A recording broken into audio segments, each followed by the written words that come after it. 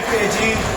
ရွေးချော်သွားတဲ့ခြေစပေါ်မှာတော့ဖိုက်တာကြီးမုံကြီးရဲ့ကျိုးသားအထုတ်ပေမဲ့လည်းကျိုးသားအထုတ်မှုကတော့အရာမတင်ခဲ့ဘူးပဲပြောရမှာဆိုရင်တော့ယူကန်assist YRG3 ဆိုတဲ့ပုံမှန်ပါတဲ့ဘာမှဝင်လို့ယူကန်တင်ကဥဆောင်ဖိချုပ်ထားနိုင်ခဲ့ပါတယ်ယူကန်စာပေထိုးရတယ်ဖိုက်တိုးရဲ့ခင်ဗျာ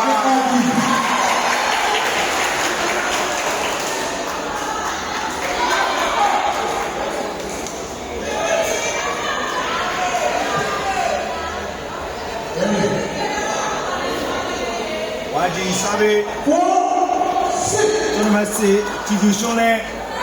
အဘေထိုးရတယ်ယူကန်ကန်ရရတယ်အတေရတယ်မုံသေးဘယ်လိုကြည့်လာဘယ်လိုပဲပေါ်သွားတဲ့လစ်တာရဲ့တည်ခြင်းကိုတော့ဖိုက်တာကောင်းပြီးတော့ဆောင်နေပဲကျွန်တော်မခုနှစ်ရှမုံစင်အကောင်းဆုံးအဆုံးသတ်ထားနိုင်ခဲ့တဲ့အတွက်ယူကန်အမတ်တမတ်ထပ်မံပိုင်ဆိုင်သွားခဲ့ပြီဖြစ်ပါတယ်